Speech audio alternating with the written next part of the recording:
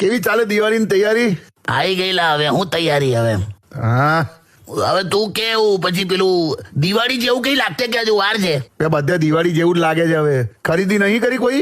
ગઈકાલે બેંકમાંથી ફોન આવ્યો હતો મને કે તમે લોનના હપ્તા ક્યારે ચૂકવશો એમ. મેં કીધું લા તમે મારા ભરોસે જ બેઠા છો, મેં એકલા જ લોન લીધી છે.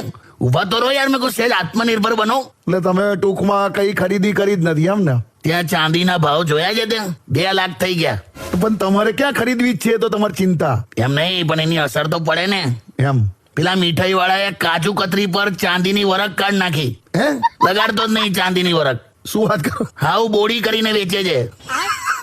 કઈ બાજુથી સીધી છે કઈ બાજુથી ઊંધી ખબર જ નહીં પડતી કાજુ કતરી. હલા એવું તો કઈ નહીં, આપણે તો બધા ભેગા થાવ એટલે દિવાળી લા, બરાબર ને? બરાબર, કરેક્ટ. પણ હું એટલું કહીશ કે જે લોકો નવરાત્રીમાં રોજ પાસ માંગવા ફોન કરતા હતા, મેસેજ કરતા હતા, એ હવે ક્યાં છે એ લોકો? એકાદો ફોન કે મેસેજ તો કરો.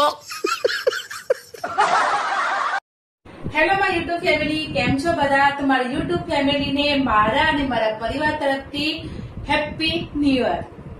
અને બધા લોકોને ફરીથી કહું છું કે મારો વિડીયો સારો લાગે તો પ્લીઝ લાઈક, શેર અને કોમેન્ટ કરજો અને મારી ચેનલને સબસ્ક્રાઇબ કરજો.